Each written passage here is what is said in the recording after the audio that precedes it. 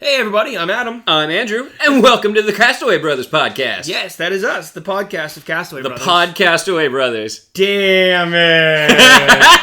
Puns are bad. That was really good. Yay! He likes it. Wow. Anyway. It's 2020, guys, in case you didn't know. Really? My phone says 6:41. Speaking of phone, let me put this on silent before it starts making noise. That's a good idea. Also... Yep, that one was bad. I don't know how to intro this. I didn't have anything planned. We're talking about the games of the past decade. Like, we're going back... We've been alive for a decade or more. So, yes. For this next decade, let's talk about some of the great, or possibly not so great, if we want to bring some of those up. I have some of those, yes. Cool. Some of the great and not so great games of the last decade. Because there have been some awesome games and some freaking horrible games this last decade. So, without further ado, let's get started. Yeah. And then kind of this decade is like, especially like 2012 and on, is when we were really paying attention to video games. So this is where we really have, started like, getting into the it. most input on a lot of stuff and like impact that came out. And also with some of the earlier games, we can actually see like how they've evolved, like how big of an impact they've had. Like one of the first ones I have for 2010 is Red Dead Redemption. Yes. Which is hugely popular. I never played it, unfortunately. I've played like 3 hours of it. But I've heard it is fantastic because I love Rockstar. We played GTA 5 with some of our friends all the time. We play online, and the first Red Dead had online too, didn't it? I don't know. I want to say it did, but I don't think it had online like Red Dead 2 had online. Red Dead 2's wasn't great. Of course, it may be getting better. I'm talking like the open world GTA online style. Right, yeah. But I still love Rockstar has some really good games, and I've heard the story mode in a lot of the GTA games is fantastic too. Especially Red Dead. I haven't either because I've just been like, hey, let's just do online. I want to play with friends. The ending scene of Red Dead Redemption is sometimes it actually makes me tear up, and I've never played the game. Really, I've never even seen the ending scene. Do you want me to spoil it? I don't mind. All right, careful if you haven't seen spoilers, guys. Yeah, spoilers. I'm about to. I don't know what that voice was. This. Basically, the main character dude is he is being hunted by a ton of people, and it all kind of culminates back at his house. He's in his barn getting a horse ready, gets his wife and son on the horse, and just sends them off. He's like, I'll be after you. Opens the barn doors, and there's like 17 people out there. You know, there's a mechanic where you can like slow down time to just like lock onto people and do that. Doesn't matter if you do that. Doesn't matter what happens. You die.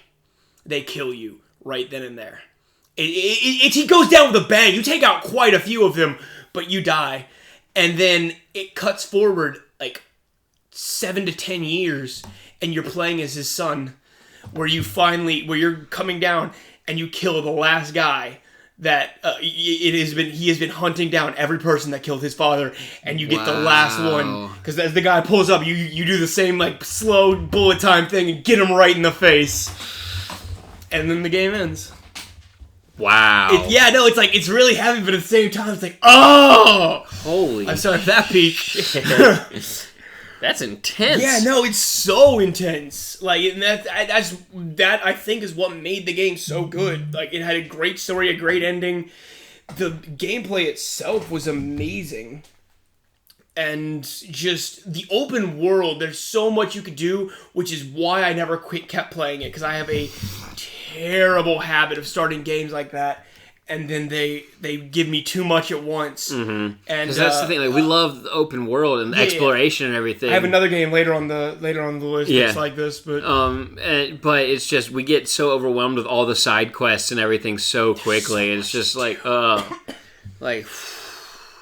it's ridiculous. So we don't play a whole lot of them just because it's just like In the same kind of category as this, where I've played like a few hours of it and then never touched it again. Amnesia: The Dark Descent came out in 2010. Yeah, that's right. It did. And I never played it either. I know it blew up on YouTube. Like it gave Markiplier his start. It gave so many people his start. It boosted him a lot and helped a lot. And that's where Tiny Box Tim and just several iconic things Tiny came Box from. Tim, I think, technically came from a mod, but Yeah. that's where a lot of it came from, were mods and different game modes and stuff people made. I know, Amnesia: The Dark Descent was a huge deal. And I played that whenever I was still bad about horror games. Really? Yeah, I played that in college when I was never still played like, it's terrifying. I hated every fucking minute of it. It was so bad because it was like, hey, it was around Halloween time. A bunch of friends were like, hey, Adam, you should play it. I'm like, I'm not good at horror games. He's like, why else do you think we told you to? And I played it and just, I don't want to be here. And that was just, ooh.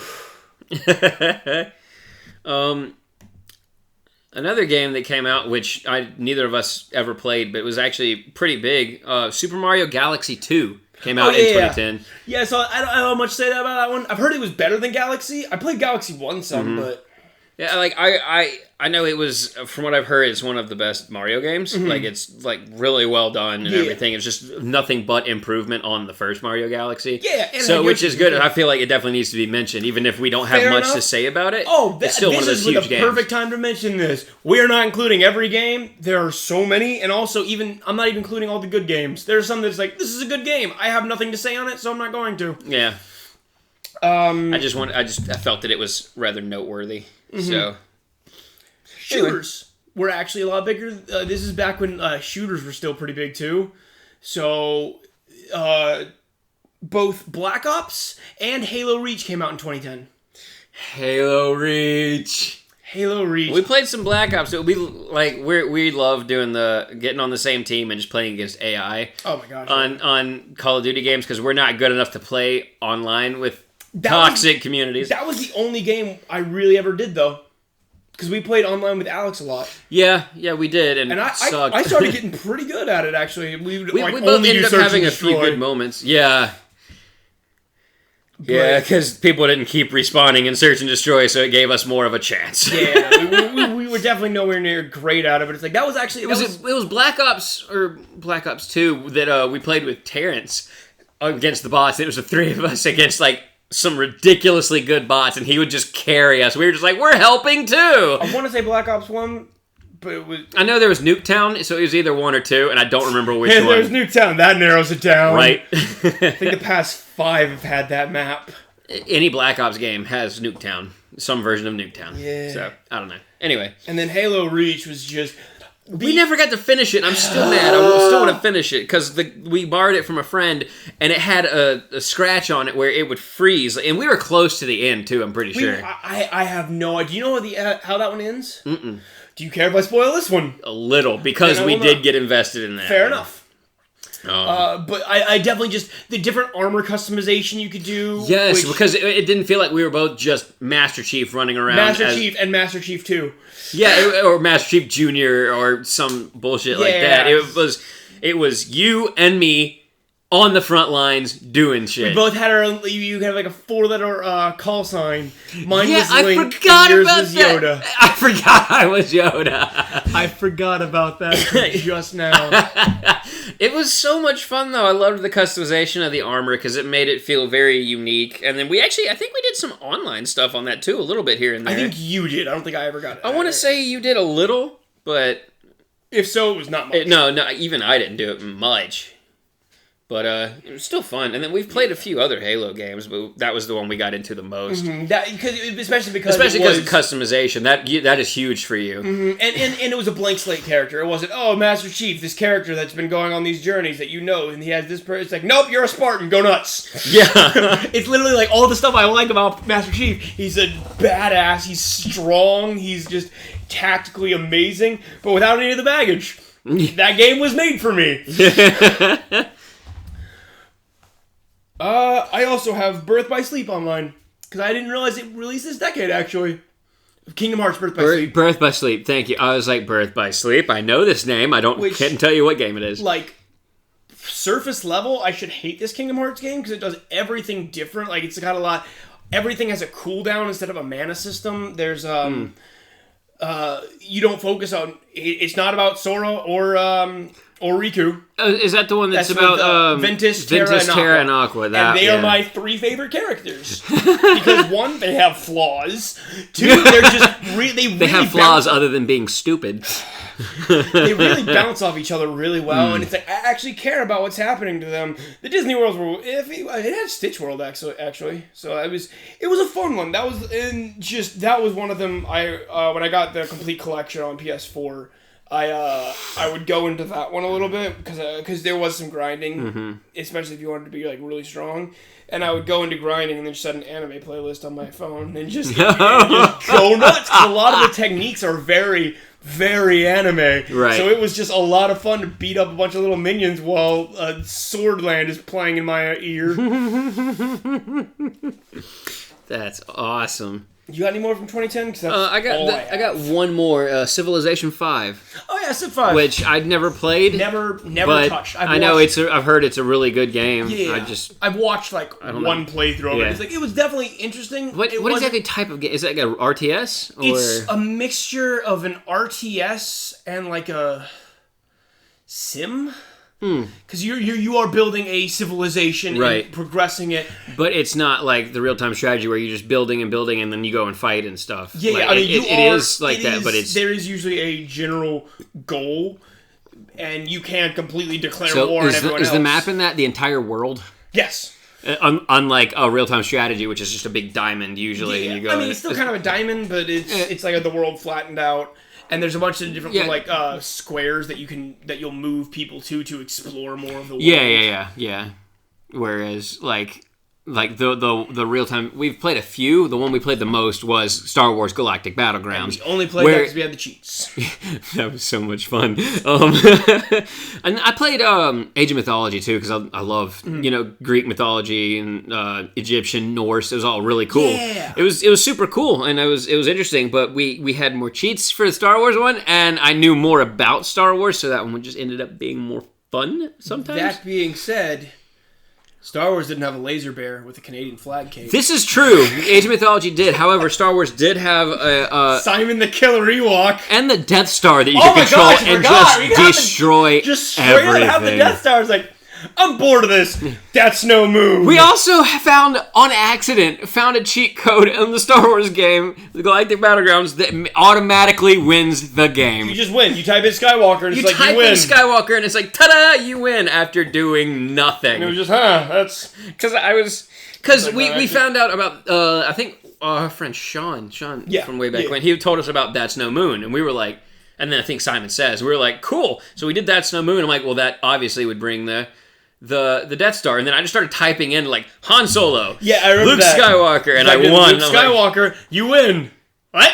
Hang on, and so I went and I was like Luke, and it was like nothing happened. Skywalker, you win. I'm like, and I couldn't ever really find any other. And then there was also the cheats that helped a lot, like force build. Yeah, just give you speed building, and then the speed gathering, and harvesting and stuff, and then there's like force, and then you type in force, and then whatever resource you needed, and you would immediately it automatically give you like 1,000, which was so helpful because we were terrible at resource management at the time. Still terrible at resource management.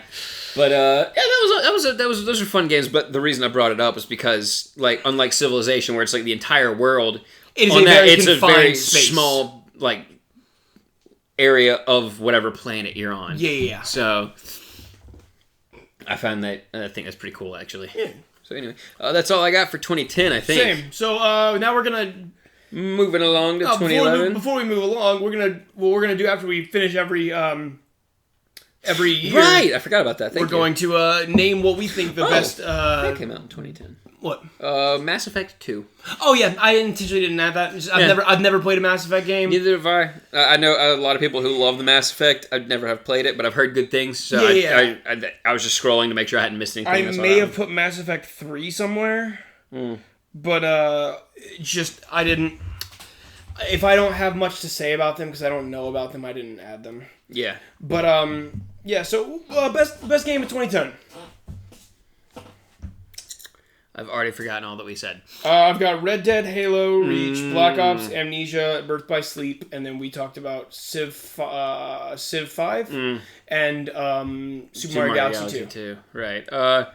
I'd have to say because there's only a couple of those that I have played. I think Halo Reach is probably my favorite from that one. That's just because I actually did play that one, and I am actually really. I forget how much I love sci-fi at times because I am such a huge fantasy fan. Like I am such a huge Lord of the Rings fan, you guys. Oh yeah. But I love sci-fi as well, and I forget how much I love it sometimes until I start getting into it and everything. And that one was just a lot of fun. I think I put more time into that than most of the other games on this list. Black Ops, I did play a good bit, but I don't have just a whole lot of good memories of it. It was more of just competitive and me losing a lot. It was online multiplayer. You get what you take. You get what you get. Pretty much. Whereas Halo Reach was actually a lot of fun because we co-opted. Yeah, we co-opted. It was couch co-op. We had a good time. Fun with it. So I'd say that one. And because I never played Birth by Sleep, I've barely even watched any Birth. I figured because I know you really got into that, like especially the last couple of years. But I don't even know if I would count this Birth by Sleep as that one that I've played because I played the remaster of it, and I don't know how much they actually changed. But so much that's fun for me nowadays that I love it, so that one's gonna be mine. Halo Reach is definitely my second though, because that's really good. It was really good. I do want to try to get the Master Chief Collection at some point because it's in there now, so we can play Halo Reach again, and then I want to actually go through the story of all the other Halo games so I can know what happens because I've always been curious. Mm-hmm. But at the time when we were trying to play them and everything, shooters were so big and everything, and we had played so many shooters with Alex and Troy and everything, and you were so burnt out. You were like, I don't care anymore. I don't want to do this. And I wanted to finish Halo Reach, and that was it. Because Halo felt different to me. Because first off, we were co-oping and everything, but also because it was sci-fi and it wasn't just Call of Duty. Yeah. My mind blanked on it for a second. But it was sci-fi and had a different feel to it, and I liked it, and I don't know. So I still want to go back and do that at some point. Yeah, at some point we need to. Now moving on to 2011, I'm going to start off with a really weird pick. Mario Sports Mix. Really? I was going to start off with a banger, but I'll let you get to your banger, but like, cause I put this on there because it's like nothing. There is no reason it should be on this list.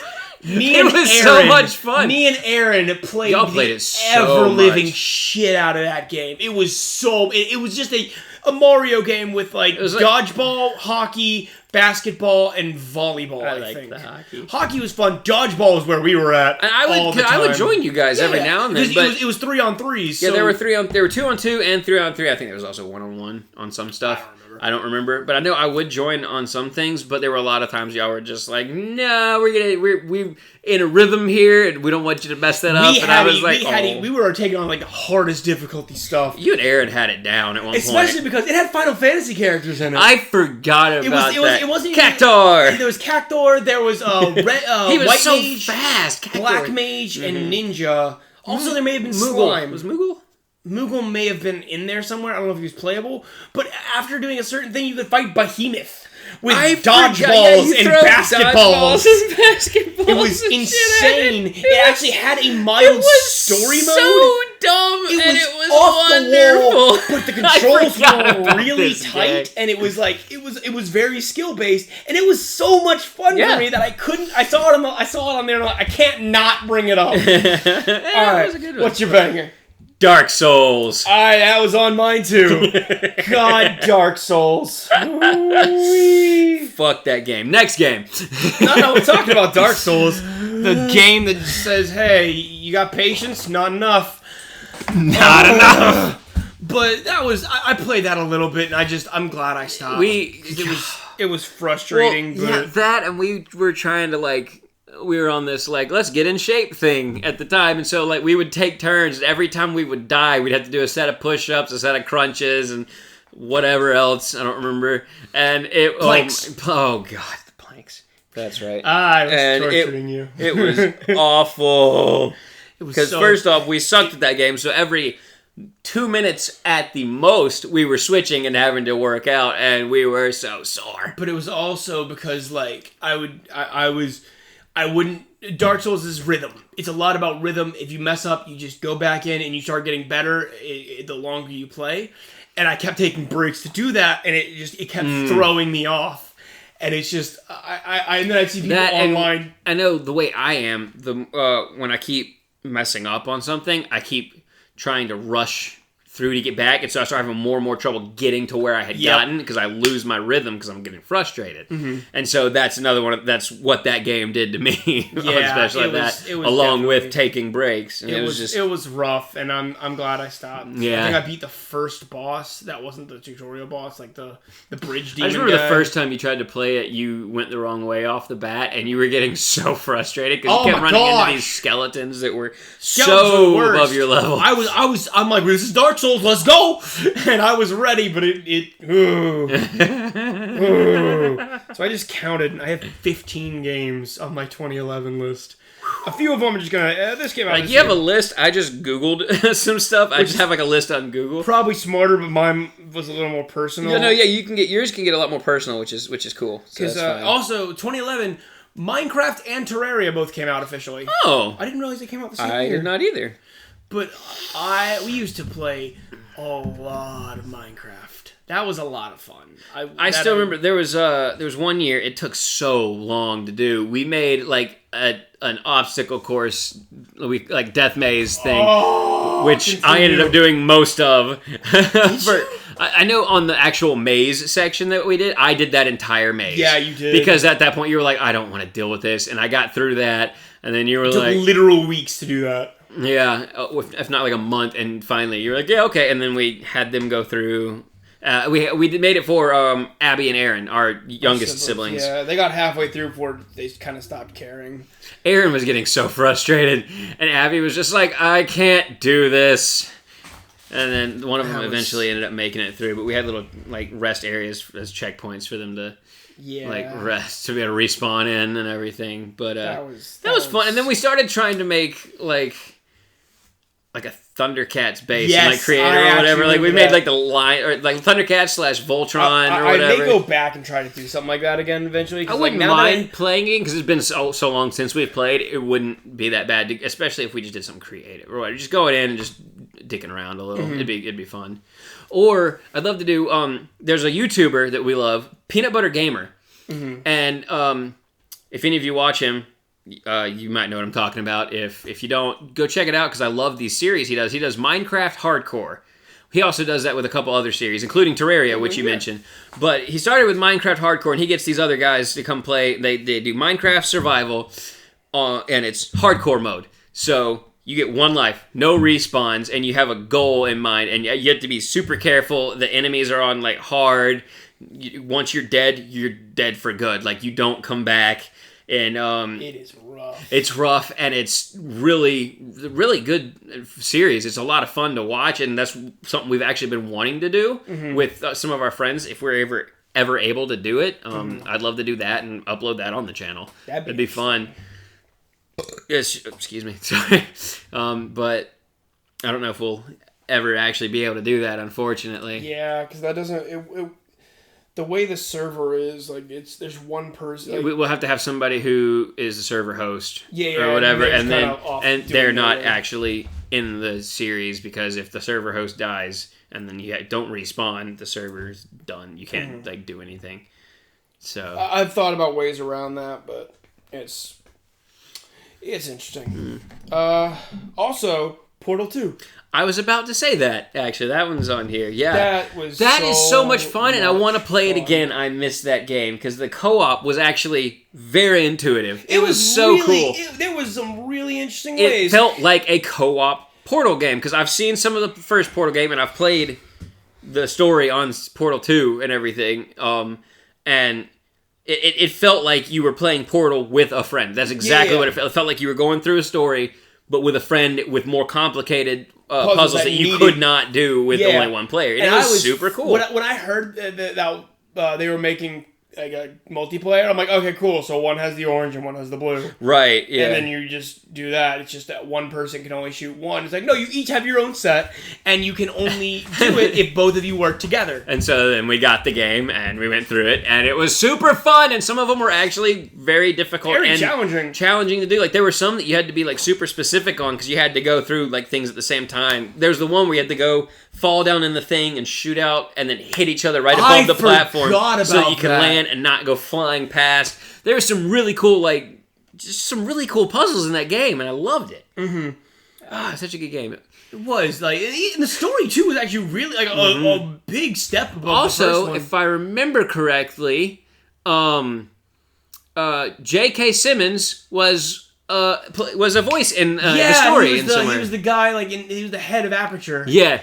I don't remember the dude's name, but he was in it, and because I remember finding that out. 3 characters' names in that game. And I was like, oh, Shell, GLaDOS, and Wheatley. I loved Wheatley. And I loved the random other robot at the end of the portal. Oh no, they were different cores. One of them was the space core, and we're in space. We're in space. It's space. We're in space. Yes, we're in space. I love we're in space. A few I'm probably just going to mention back to back. Not much to say about them. Ocarina of Time 3D. Oh, yeah. Ocarina of Time 3D. Yeah. 3DS. Not much to say about it. It's pretty self-explanatory. Good game. I think the 3DS came out this year, too. Okay. So that's one thing I just wanted to mention. What was another one? Sonic Generations. Was okay. Fairly good Sonic game. I never played it. I have not played many Sonic games since Sega Genesis, to be completely honest. I need to. Yeah. X-Men Destiny came out that year. God, I forgot about that game. Oh, that was so good. Except it wasn't. I got so excited about it because you could make your own mutant. Yeah. And I was like, yo, I got to get this game. So I did, and it's literally just some linear levels, which isn't too bad, but you can only choose from three people. Powers, three powers, 3 characters, and then you can kind of customize how the powers work and everything depending on different X-Men costumes that you get, which was so dumb. And there were 2 endings: good ending, bad ending. Yeah, there was. There was say bad ending. X-Men ending and Brotherhood ending. Yeah. And that's it. And the only thing you got from those endings was different costumes. However, the Brotherhood costume was always cooler because it was edgy. Of course. Same thing with the Force Awakens. The chick actually had Freddy Krueger claws on her outfit in the Brotherhood thing. If I remember correctly, cool. It was dope. When did Force Awakens come out? Because I didn't see... Or Force Unleashed come out? Because I didn't see that on these lists. I don't... Probably sooner. Also, Uncharted 3. Okay. I don't got much to say about that. I haven't played it yet. I've been playing through the Uncharted series I knew you've been now. playing through Uncharted. And so I've heard that one's really good too. So I want to... That's what I've heard. I haven't played any of the Uncharted games, unfortunately. Yeah. And then War in the North. Yes! I loved this Lord game. of the Rings, War in the North. Andrew, take it away. Oh, God. Okay. So, one ring to rule them all. He just rolled his eyes at me. I'm sorry. Okay, so this game basically, you play as you're like a. There's a. Aren't you like a Dunedain Ranger? Isn't that the human? Yeah. It's basically Aragorn, Legolas, and Gimli with different skins. Legolas is a girl. He's and a mage. And a mage, yeah. But it was cool. There's the human. Ranger guy, and you could use a bow and a sword with him because everybody had ranged and melee attacks. Yeah. If I remember correctly. He was basically Aragorn. Then you had the dwarf who was Gimli. He used axes and throwing axes. He may have had a crossbow actually. That's right. I think he might have. Yep, because I found bolts and you couldn't use bolts and I couldn't use arrows. Yeah. Okay. All right. Cool. That's right. And then the lady. The name, elf. The elf, yeah. I could not think of elf for a second. Now I'm ashamed of myself. Shut up. We don't know how she played us. We never played her. I played her once, a little bit with Alex, I think. Right, okay. And she was a mage. She just had long range and melee attack, or melee spells, I believe. And then each of them had a special thing. The ranger could track. He could find footprints and track them to secret areas and find loot or supplies and stuff like that. The dwarf would find hidden walls. He would find veins of ore and hidden and secret walls and whatever, and could find gold and stuff like that, which is cool. And the elf could find mushrooms. Seriously? That she used and plants that she used for potions. Yeah. So but anyways, one of these things is not like the other. But so basically, this game takes place. You are these people, and you arrive in Rivendell, like, not long after the Fellowship has left Rivendell, for any of you who actually know what's going on in Lord of the Rings. And, you are going and taking out one of Sauron's, like, lieutenants up in the north. And you're taking, distracting them and doing everything you can to, words that I can't think of. Just basically fuck up his plans and take attention away from the ring and everything. Keep them away from Frodo and everybody. And you're like, all right, they're going that way. We're gonna dissuade these guys up in the north from being bad guys. Yeah, by killing them all. There was the weird OC villain, whatever. Yeah, I don't even remember his name. He was a human. Was he? Yeah, he was a human. I remember that. I was like, weird. But there's also the dragon. Oh yeah, that we thought we got to fight, and then you didn't. No matter what you say to him, because we tried everything. We wanted to fight this dragon, and you don't fight. We were very much like, no, I don't want to fight the dragon. And we're like, oh, cool, we got the. And then we went to basically New Game Plus or whatever, and kept going through to get better, because you can get different gear and weapons as you go, and it's one of those that it actually changes on the character when you get it, which makes me so happy. Like you get the dwarf gets a helmet. And you put equip that helmet, it actually changes the helmet that he's wearing or the weapon he's wielding. Yeah. Which there were actually some that glowed like Orcrist and Glamdring and Sting in the movies and books and everything. There were some that actually glowed and did why they glowed, because they do better against this type of enemy. Mm-hmm. Like you had one that was good against trolls or something like that, and it glowed anytime it started glowing. A troll was coming. We were like, anytime we were about to go around the corner, I'm like, hang on, switch to that axe. All right, it's not glowing. Let's go. I remember that now, but it was fun. It was an interesting original story. And, I like. It was cool. And you actually got to interact with the eagles more in that one. And Radagast! And yes, Radagast was in that. I forgot. Same. Yeah, it was an interesting original story, and it was couch co-op. You could go through together, and it was a lot of fun. Mm-hmm. It was a good game. I highly recommend it if you could find it. Play it with a friend. Super fun. Unfortunately, it was completely overshadowed later in the year. Was it the same year? Same year by Skyrim. Skyrim. I was about to bring that out. Okay, I thought you were about to say about War in the North. War in the North. Shadow of Mordor. That's what I said. Yeah, and I was like, that didn't come out the same year. We were in the apartment. No, or that was like right before the apartment. It was a little bit before the apartment. Yeah, but still, I was like 2014. Oh, that's right. I finally picked it up again. I got you Shadow of War. Shadow of War, and that's why I still haven't even finished. I don't think I ever made it through the tutorial in that game, honestly. No. I hate it because I've been meaning to go back and play that game because I loved the first one. It was fun. This one had like a nemesis system thing to it or whatever. We'll get to that. And you actually get like sieges. Yeah, but I want to actually go back and play that game, and I will try to. Shadow of War is on. Shadow of Mordor is on the list, but not War. Anyways, Skyrim. Holy shit, that was a good game. Good God, Skyrim. What can we say that hasn't been said? Nothing. Moving on. All right. Okay. I'm joking. I was going with it. I was like, all right, let's go. Moving on. It's It's Elder Scrolls. Like, I still remember the buzz that this game got. God. I don't think there was anybody that didn't play this game at least a little bit. Mm-hmm. Because this was right before we moved to Elba, so this was in that 2 weeks I was living with the Pattons. Yeah, our cousins. Yeah, and so and he had it came out right then. He got Skyrim and another game that I'll talk about in a minute, and I was like, oh, Skyrim, that seems like a really adult game that I don't really care about. I watched him for a minute, I'm like, wow! Dragons! That's really cool! I watched him steal an elven sword that we were both like, as he was trying to pick the lock. I do kind of want to go back and play that again. It's a good game. It really is.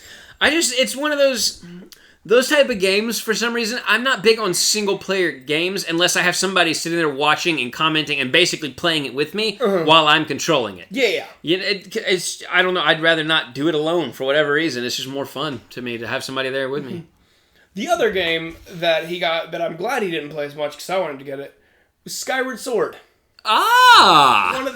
I go back and forth on this game in my mind a lot. You're going to hear a lot of Zelda on this list. For those of you who don't know, Adam is a very, very, very big Legend of Zelda fan. Huge. Continue. I And that's all the time we have for today. Next year. I'm kidding. I'm gonna stab you. I got the Wii Motion Plus thing just to play that. Yeah, I forgot about that. And it was just like, I go back and forth on that one on my mind all the time. Because it is a lot of fun to swing around like with wide motions and swing the sword. It feels like you're swinging a sword. It's really cool. Except it's not always the best and most precise. Mm-hmm. So it can a lot of times just kind of feel like you're waggling around. And a lot of the levels and like worlds are repetitive and it's not fun. Right. Skyloft is so beautiful. It's a lot of fun and it's honestly love Fi, whatever her name is. I'm calling her Fi.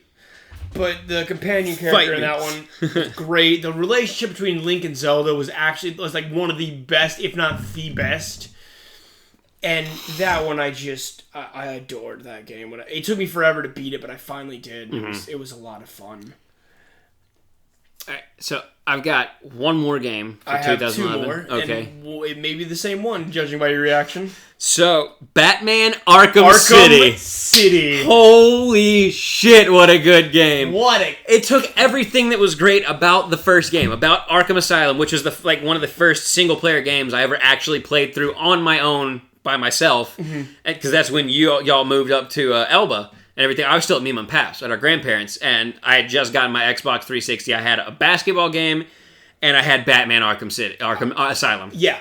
And that I played through Arkham Asylum in a few days because it's Batman. I love Batman, and it was such a good game. Batman game. Very good. It made you. It felt like you were like the Marvel Spider-Man game. It felt like you were Batman. It did a very good job of making you feel like intellectually superior to them without making them seem like, wow, they're just idiots. Without making them seem like Killer Croc from the animated. I hit it with the rock. It was a big rock. I love that episode, so but that's a whole other podcast. This is also Arkham City took everything from that game and improved upon it and made it beautiful. And this is also at a time where superhero games are bad. Yes, there were not many good superhero games. Spider-Man 2 was a good one way back when. Marvel Ultimate Alliance is all I would call out. Those are like the only real good ones. Yeah, those are the only ones that gave you an actual feeling of being a superhero. Yeah, for the most part. Maybe Marvel vs. Capcom. I mean, but those kind of fighting games. So there were a few decent ones here and there, but Batman Arkham Asylum and then, to an extent, Arkham City which is what blew everything out of the water. Oh my god. They are amazing. They have so many characters in there. So many, like, B, C, D, E tier villains that are at least just Easter eggs. Characters that you have to, like, Wikipedia to try to find out who they are. And then they have, like, the character bios in there. You would have to, like, who the fuck is this? And have to read the character bio and be like, oh! This is actually a cool villain. Or like, this thing actually exists. Why? They leaned Golden into Age. Some of those. They leaned into some of those. There was Condiment King, Calendar Man. Yeah, those were actually there. Well, some of those were in like Arkham Asylum and like cells or whatever. I'm going. But there was just. Oh my god, there were so many great things. The story was great, and then Arkham City.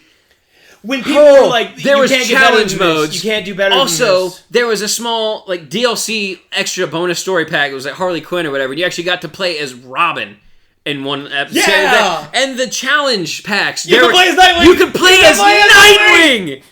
You could play as Nightwing! You could play as Batman, Robin, Catwoman, and Nightwing. And they all played differently. They all were. Some of them were similar, like Robin and Nightwing, I think, were somewhat similar.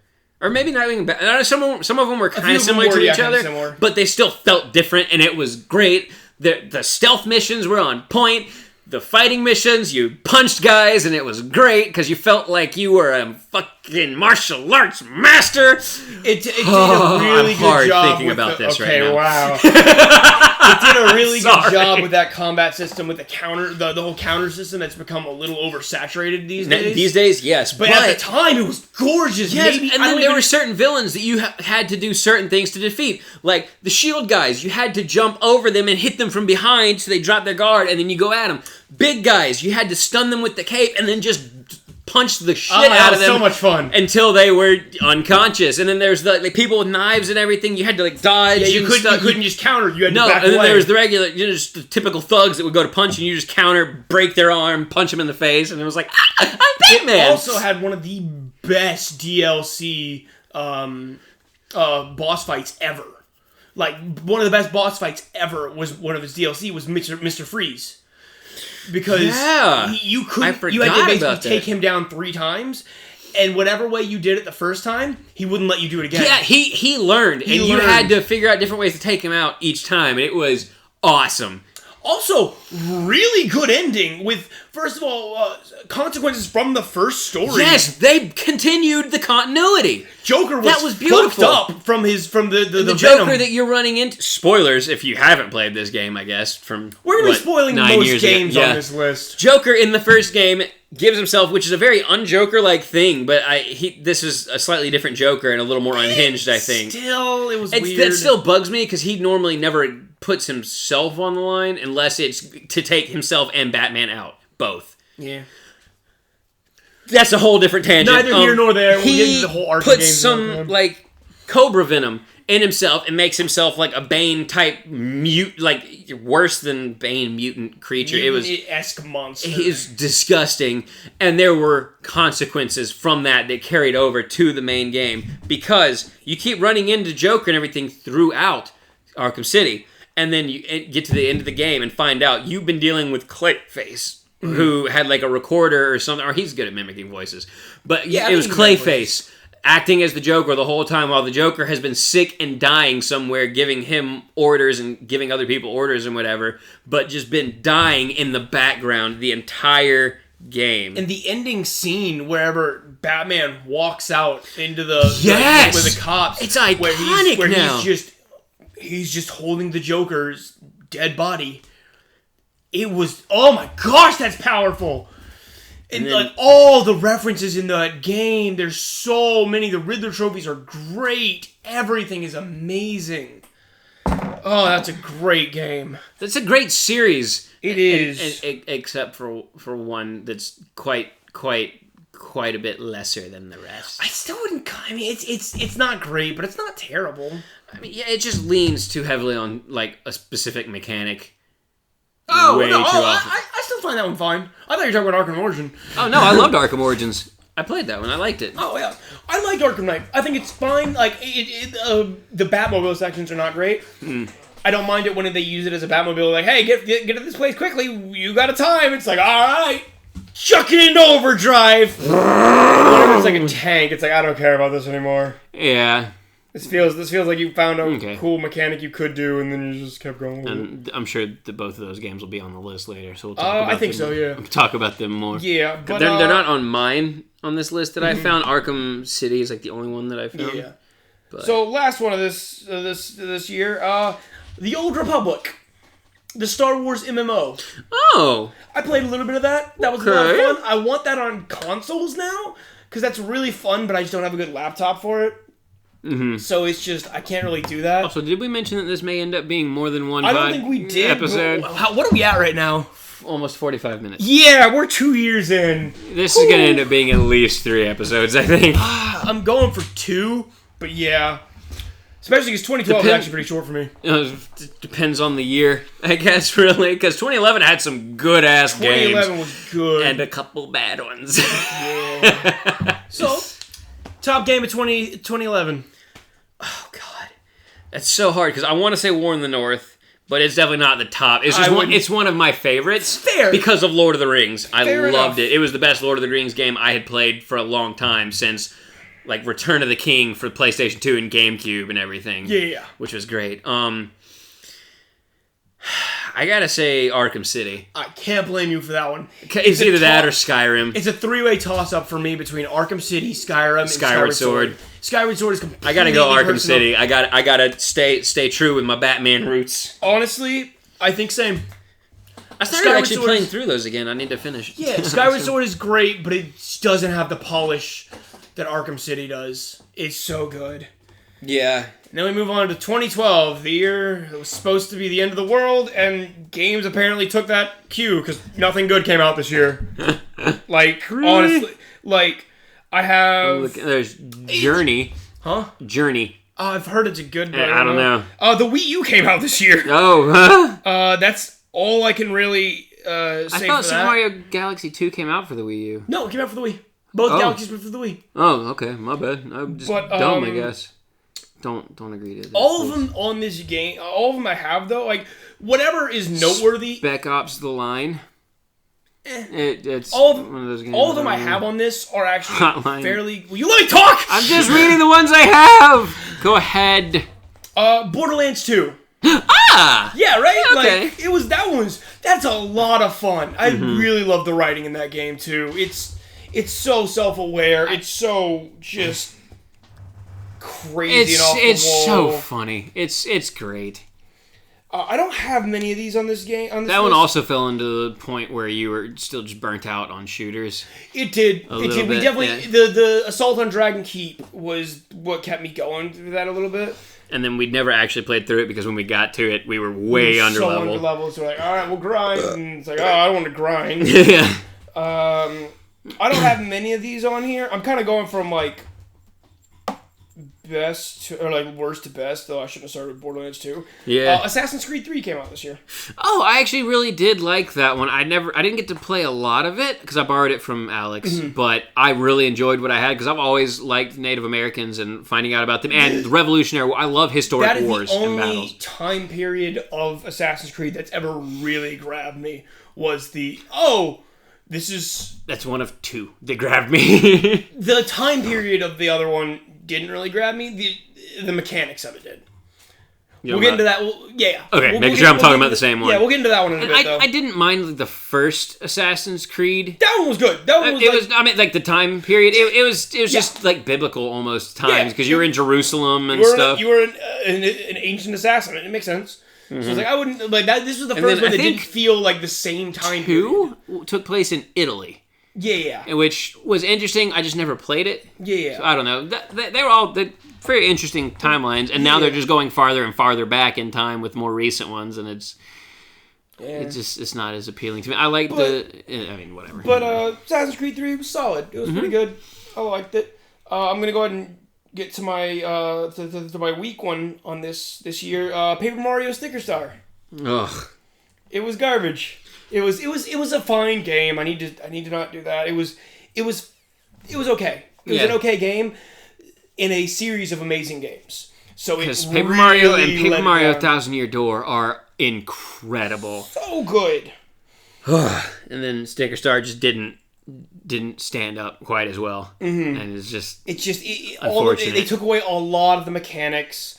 They made things. It was a lot of item management and a lot of just blech. Mm-hmm. The story, everything just felt boring and dumbed down. There were levels instead of just an open world to explore. It was all just blech. Yeah. I got Hotline Miami. Oh, that was a good game. I never played it, but it had a very good art style. It was very intense. And then Persona 4 Golden. I'm not even gonna mention. Looking I don't know. I've never. There are so many Persona games, like Persona 2, Starlight. This one was Persona for the 3. PS Vita.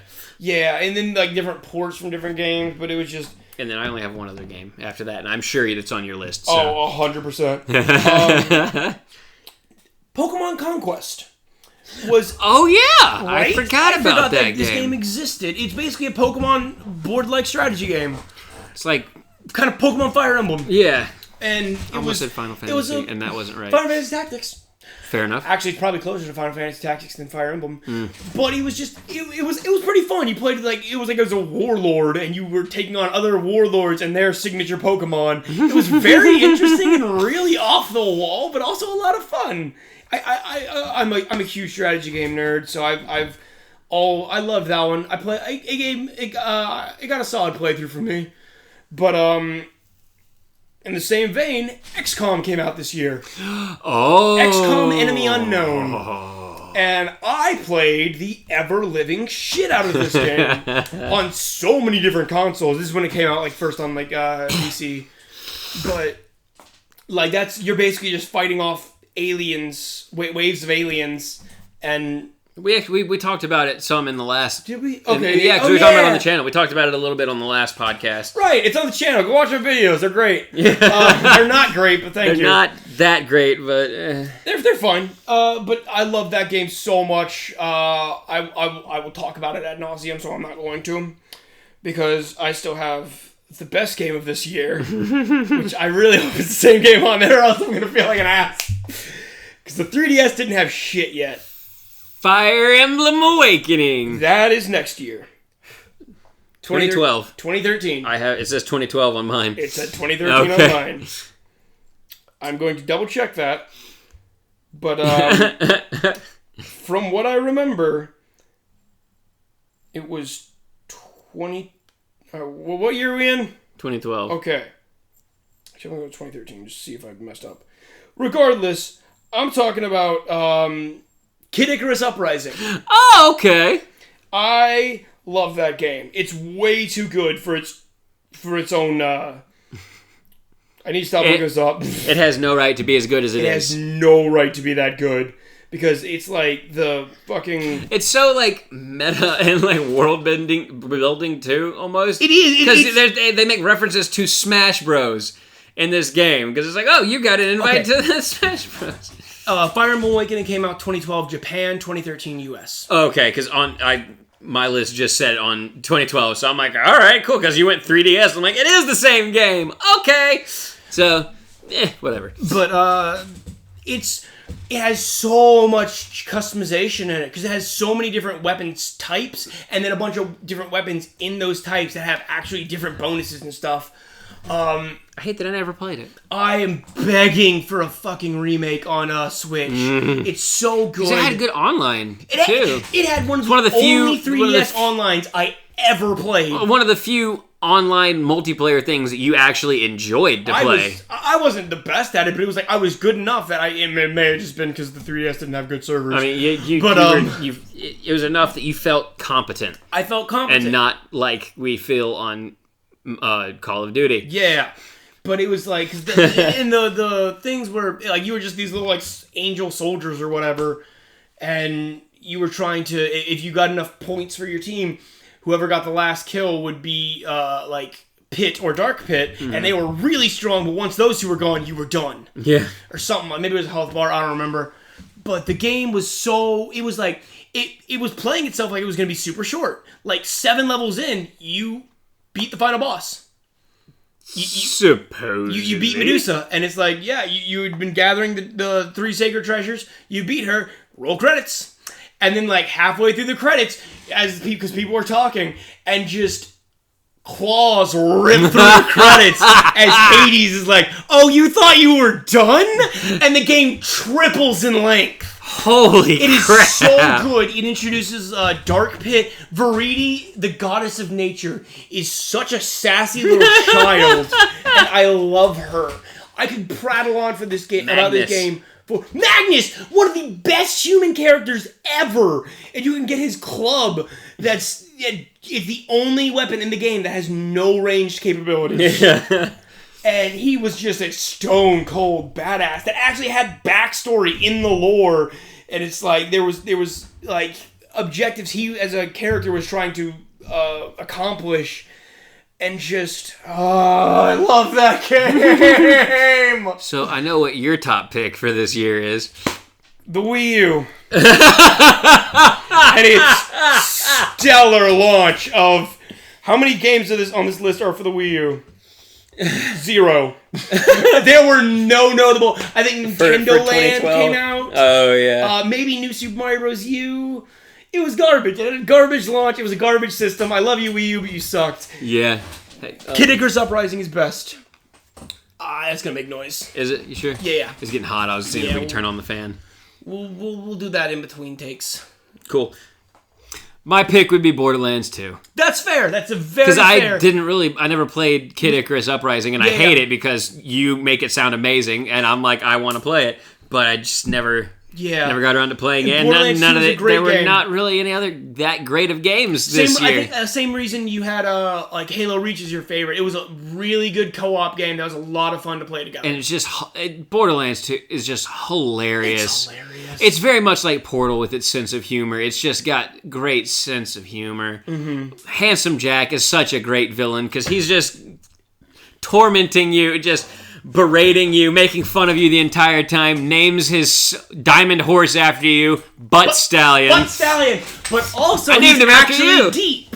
He is. He actually has like a lot of depth. There's a point where like the AI helping you is actually like the soul of his daughter. And yes. And she's trying to get you to do something to basically stop him, but it will destroy her. And right. he actually starts begging you to not do it. He's like, I don't care about any of this. I don't care whatever's going on. I don't care. That is my daughter. Please. I am begging you. Do not hurt her. And you have to do it. And he just goes ballistic. It is so deep. It really is. It's so good, and I love it. Oh, Kid Icarus to butter, though. All right, we're at 55. 55? All right, let's get through 2013, and then we'll call it. All right, cool. Because this was the year the PS4 and Xbox One launched this year. Okay. I'd like to start us off with a big one, if that's okay. Go nuts. The Last of Us. Oh, man. Yeah, it's on here. God, The Last of Us. I'm actually playing that right now. Mm-hmm. And it's... Wow! It is a pretty game. But it's so deep. That was talk about a game you heard about for years. Like Skyrim levels of that. It's just it was the story in that was great. Mm-hmm. The stealth mechanics are great without making you feel like Snake. I've never played it. I've never even watched any playthrough of it. I've been meaning to because I want to know what the story is because I've heard it's a beautiful story. Mm-hmm. I already know most of this amidst a zombie apocalypse. Yeah, and it's like that was the height of the zombie apocalypse. Oh my gosh, yeah. But it also did it in a fresh enough way that I didn't hate it. Right. It was still, hey, if you get bitten, you're kind of gone. Uh-huh. But it was based in science because it was they were fungus zombies. They were based on fungus. I've only got one other notable game for this year, by the way. Plenty. So yeah, you go for it, and I will add what I can. But the stealth mechanics, like I was saying, were really good without making you feel like solid Snake levels of you are this master stealth. No, you're pretty easy. Cardboard box beats all. You're pretty easy to spot. You throw bottles around, and they're zombies, so they run toward the sound, and then you just got to get from place to place. It's really good. That sounds terrifying. Zombies, guns are barely doing anything. It's melee is usually better, but some melee doesn't work against some of them. It's terrifying. Resource management's amazing. I just got to where I got a bow, so I don't know how that's going to affect it, but it's... I forgot you started playing it. Yeah. Without me. I literally said I'm playing that right now. But, just a solid game. One of the best of the decade. Oh, yeah. I'm going to go ahead and jump on one that we were talking about earlier. Fire Emblem Awakening. Wow, this was not supposed to be this good. Yeah. This was going to be the last Fire Emblem game. That's right. I forgot. It was just Fire Emblem wasn't selling all that well, and they're like, "All right, cool, whatever. We're just gonna." The creators literally like, "All right, we got one more game. I'm putting in everyone that I want." Everything that I want in there. There's a marriage system, kids. You can change classes. Because that was the first one to be released after the Radiant Dawn on the Wii, wasn't it? Yeah, and it was several years before that one got Radiant released. Dawn was pretty well received critically. Its sales just weren't great. Same with Path of Radiance, I think, which those two go like from one into the other. Those guys, you've got to check those games out. They're so good. They're very expensive if you find them, just because there are not... Don't buy them. There are not many copies out there. Watch a playthrough or something if you have to. But they are fantastic.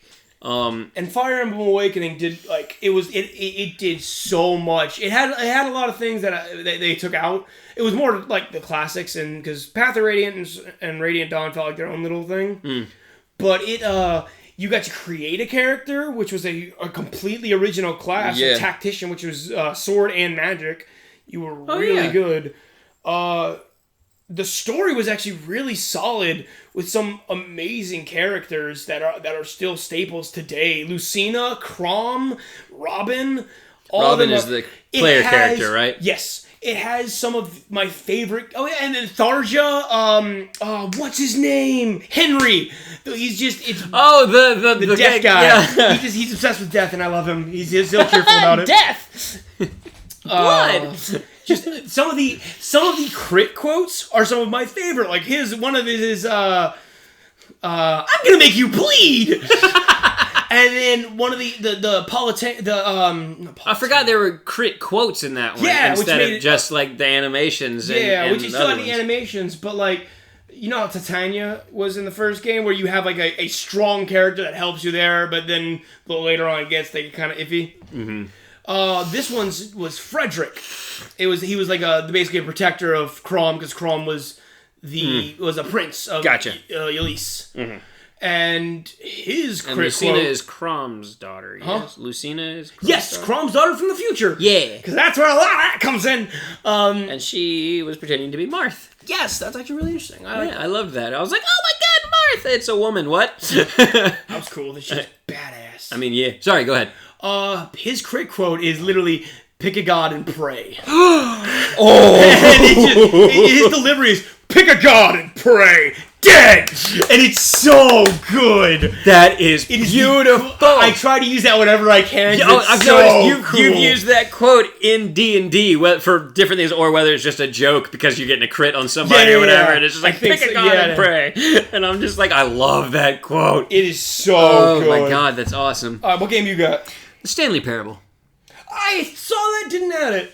I've never personally played it myself, but that was a fun game. It was the story was really interesting, funny. very witty. It was a lot of fun. So yeah, I don't really know what all to say about it. It was the narrator made that game what it was.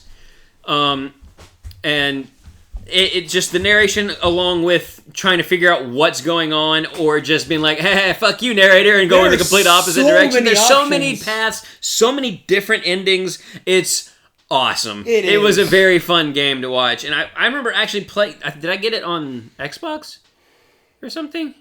I think I ended up getting it on Xbox 360 or something. I remember playing it. I have never played it or watched it. Or maybe I just watched a playthrough of it. I know GT Live did it, if you ever watched them. I didn't watch theirs. I think Jacksepticeye, I think Markiplier might have. I think I just watched a playthrough of it. I could have sworn I actually played it once. But I could be wrong. Anyway, that's all I've got. So I'm gonna rattle off a few good and DMC Devil May Cry. Okay, the bad one I've heard, where they remade it and made him an edgy teenager. Awesome. Right. We have Pikmin 3. Never played it either, but I'm a big fan of the Pikmin series. Pikmin series is fun. It's a cute. Still waiting for a co-op one of those, but you know whatever. Yes. Because they had there was one like co-op mode on Pikmin 2. I think. It was a challenge mode, and it's like, that's fun, but there's 3 characters. Let's play those 2 of them. We got Payday 2. Okay, yeah, that one we have played. We've played a little bit of that recently. It's definitely fun. Definitely a nice little heist game. We have a lot to learn. Lots to learn. But it's definitely fun to play with friends, for sure. Wind Waker HD.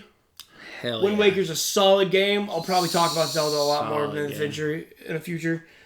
Yeah, we will have a whole podcast episode dedicated solely to Legend of Zelda. Injustice. Okay, yeah. I'm not a fan of fighting games. I'm definitely not a either. fan of, I do enjoy Injustice though. Obsidian, the people that make that and Mortal Kombat. I'm not a fan of those fighting engines. Yeah. The story is fantastic though. I don't mind it, but that's simply because it's DC characters, and that's the only reason I actually enjoy that fighting game. Is because I get to be Batman and fight Superman and stuff like that. I just kicked the table on accident. Yeah, there's probably so much background noise in this. We're sorry. But I didn't mind it, but it is a fighting game, and I burn out very easily on fighting games. For the most part. Point in its favor, though, it had Nightwing, so... I mean, this is true. It was Damian Nightwing, but that's right, the second one was Damian Nightwing, wasn't it? No, Damian Nightwing was a skin. They were like 2 different skins, because like in the beginning, you were playing as Dick Nightwing, and then you go to the alternate dimension thing wherever, where Damian had killed him on accident and took over his role. Good job, Damian, thanks. Adam does not like Damian Nightwing. Damian after that one. and then we're gonna Arkham Origins also. Yeah. I never played that one. How? I actually really enjoyed it. That one was the only one that didn't have Mark Hamill as the Joker because it was a young Joker. It was Troy Baker. Thought so. And he actually does a hell of a good Mark Hamill Joker impression. He did a very good job. The main antagonist for this game is actually Black Mask. Right. Who, because I had seen before this, Batman Under the Red Hood, which is one of my favorite Batman movies of all time, absolutely recommend to everyone, Batman fan or no. It's just a great, especially Supernatural fans. Jensen Ackles is the voice of the Red Hood. Go watch it. He is... beautiful. Absolutely beautiful. He is sex to the ears. Anyway. Oh, God. Sorry. Anyway, but I actually grew to enjoy Black Mask in that movie. And so I got to see Black Mask in this game, and it did a good job. It was a faithful adaptation of Black Mask. And I was like, all right, cool. And it's very early on Batman, like year 1, if not year 2 or something. He's still figuring out how to be Batman at this time. Yeah. Because there's one point he's interrogating somebody and holding him by the throat, choking him, and holds too long and too hard and actually chokes him unconscious. Mm-hmm. And he's like, shit, another one. And it's like, yeah, it's like, not again. Like you're like, oh, he's done this. He's still learning the sweet spot and everything. He's still learning how to be Batman. You're still getting, like, he's still developing some of his iconic gadgets in this one and everything. And it's really cool seeing a somewhat inexperienced Batman. He's still a great fighter because he became a master in martial arts before becoming Batman. Right. Which really helps when he takes on Deathstroke 7 times. Oh my god, you take on Deathstroke so many times in that game. But it was so cool. Deathstroke is a badass. That's a tough boss fight and it's fun. But yeah, it's really cool because Batman starts...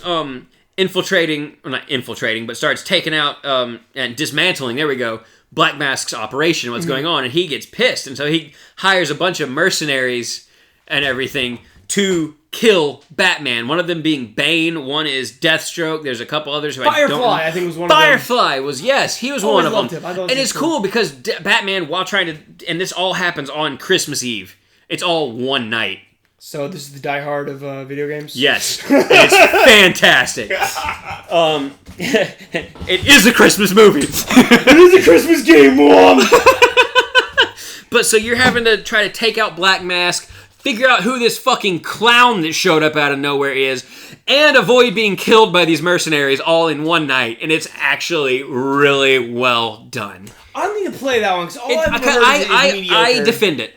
I will defend it. I really enjoyed it still. So fair enough. I liked the story of it, and the mechanics were still good. It was not as good as Arkham City, by far. None of them are. None of them will ever be as good as Arkham City. Arkham City, it peaked there. It didn't fall too far from that. They make an Arkham City with Nightwing, then it's kind of just already better. I'm sorry, or Arkham City that you can do online co-op and Batman and Nightwing. That would be amazing! You just jizzed all in your pants. Stop making those jokes, it's weird! Am I wrong? No! Alright, but... I'd even take a Robin with that. That'd be really... just because that would make more sense. Yes, I would love... I want another co-op Batman game that isn't... That one was supposed to have... That one had... Yes, that one had a multiplayer thing, and it was supposed to be Bane's goons versus Joker's goons, with 2 people being Batman and Robin trying to take out all of them. And they were like doing stealth things while the others are running around shooting each other. It looked really cool, and no one was ever on the servers. We could never play it. I got it because I got it pretty soon after it came out too. Nobody ever. Especially since you had to have like a WB Online account. Oh god, and it was just. You had to have a WB Online account to play the game. Like, that was one of the few. There were some things that I'm like, there was no need for this here and there. But as far as the story and gameplay goes, it was good. Yeah. It's just extra shit that's... But I will forever defend that game as being good. On to another game, mainly of you. Black Flag came out this year. Yes! Black Flag! Black Flag! Black Flag! I'm good. I'm so fucking tough. That's right. Thoughts on Black Flag? Pirates! Assassin's Creed Pirates. Which, funnily enough, is essentially what the beginning of one of our D&D campaigns ended up being. Oh, yeah. We did an amnesia campaign where me and my buddy Nate, our character started out with amnesia, and Adam was the DM, and he, the helicopter flew by, I'm sorry if you heard that. He created our characters for us, and we wake up with amnesia. So we woke up in these jail cells. We had been experimented on magically, and we lost our memory. We had to learn about ourselves from scratch. We had to find out what race we were, what languages we could speak, what class we were, and everything, like, from scratch. We had to learn through story and through playing it, and it was so cool.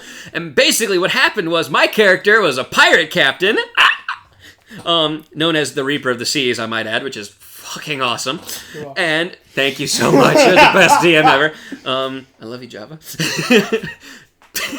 and Nate's character was an assassin. So he was basically Edward Kenway on my pirate ship. I accidentally made Assassin's Creed 4. It was awesome. But Assassin's Creed 4 is a lot of fun. I never got all that far in it as far as the story goes. I did do a good bit of just dicking around on there, and it was a lot of fun. And I've watched some gameplay of it. Like, I watched Alex play it a lot when I would go over there and everything. And it is fantastic. The ship combat is so good. I never quite got the hang of it.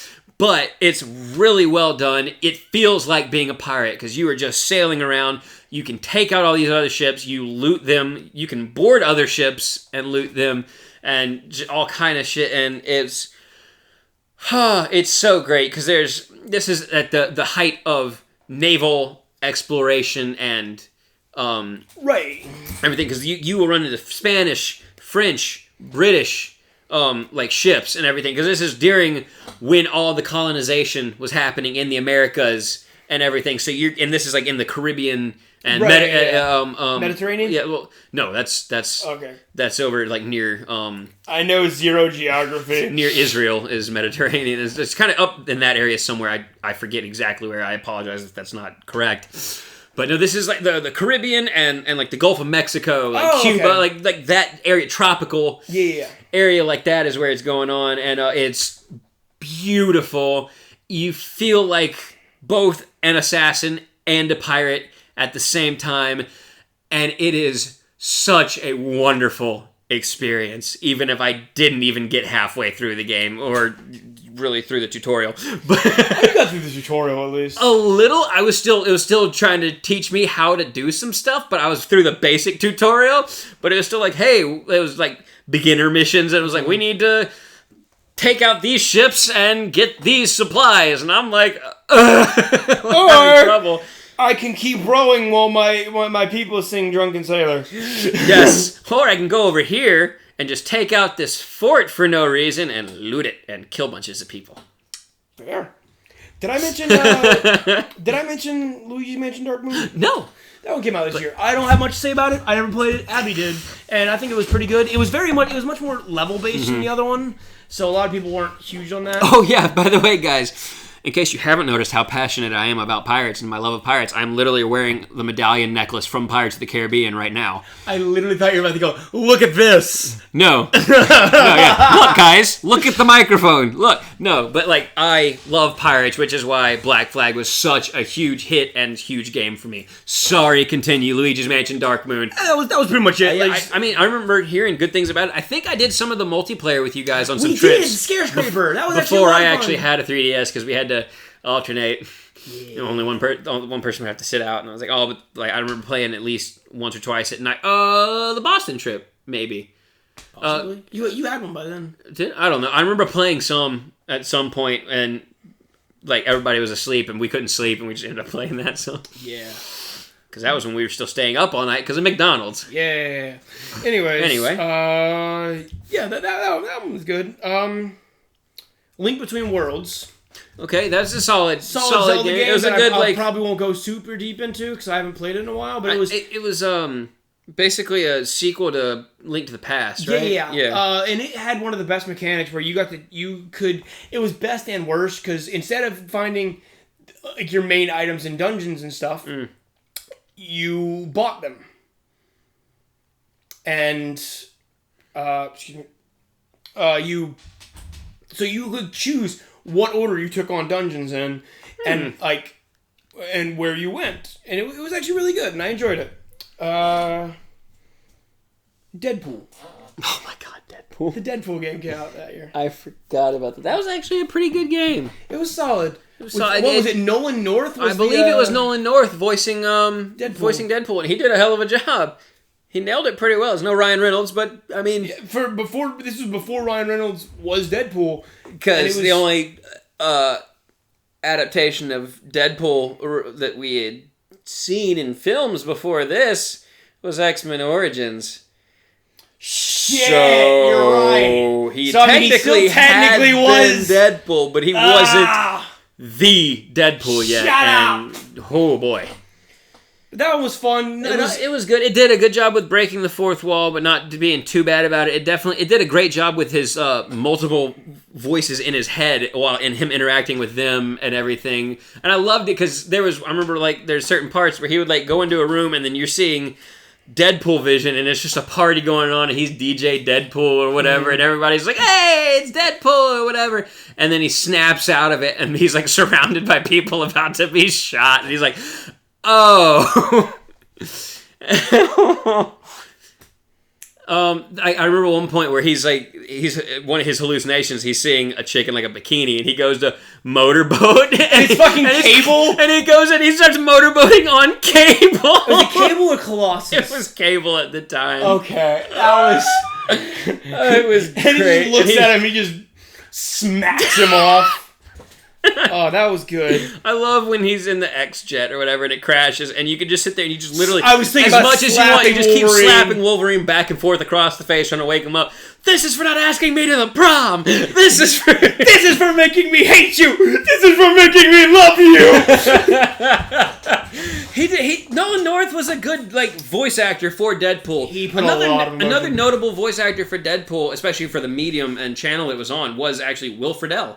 Yeah, he was in Ultimate Spider-Man. Ultimate Spider-Man. He played Deadpool at least one episode. I think, because it was Disney, he nailed it. It was very toned down, very censored and toned down. But he had the energy really well. He got the energy and tone down real good. He's a very talented voice actor, guys. If you don't know who that is, he was Eric in Ron Stoppable. Boy Meets World. He was Ron Stoppable. He was Terry McGinnis. He was the voice of Batman Beyond. Forgot about that. Actually. And he was the voice of Lion-O in the reboot in the 2000s in the Thundercats reboot. He's been in a lot of stuff. Check it out. He is fantastic. Sorry. Anyway.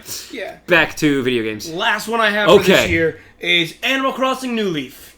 One of the best Animal Crossings.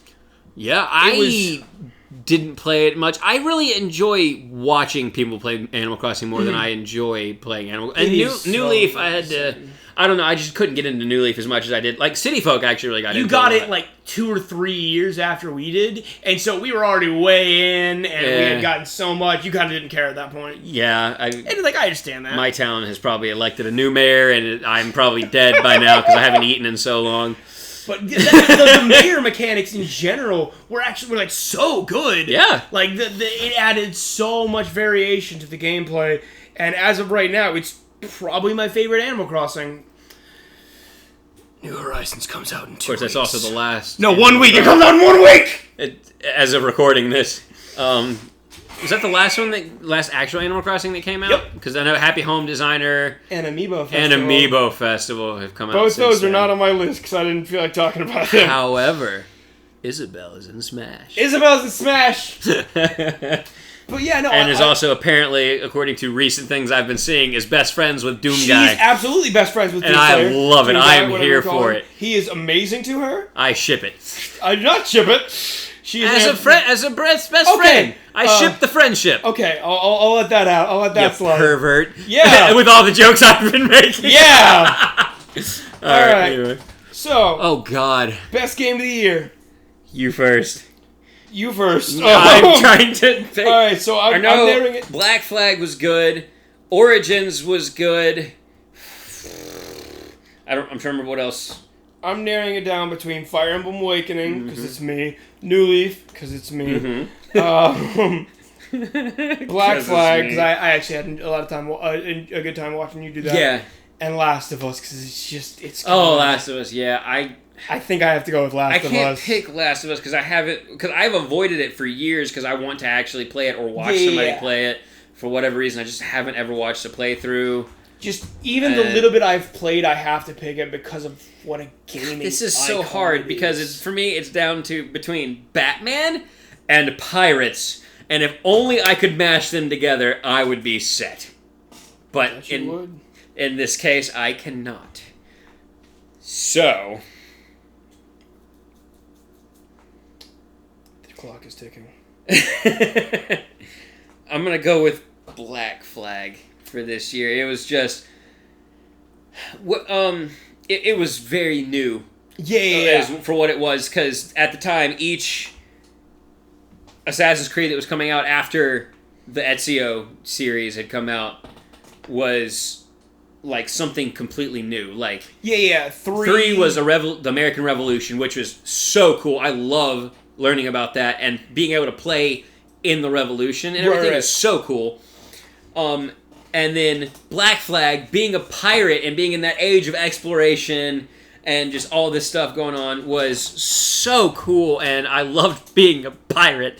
So, yeah, I'm going to have... Whereas Arkham Origins felt a lot like Arkham City. It was Arkham City, not quite as good. Not quite as good with a different story. I mean, it was still good. It was still good, but it didn't feel new like Black Flag did. So I'm going to have to give it to Black Flag for this year. Fair enough. So we're, a third of the way through? We have been through 2010, 11, 12, and 13. Almost halfway. Almost halfway. How long are we at? Minute. An hour 20. All right, never mind. I was about to say, maybe we could go ahead and go through 2014, just get halfway through and try it. I'm looking at my 2014, it's like, nah! I got a lot in this. So, yeah, we're going to wrap it up here, guys.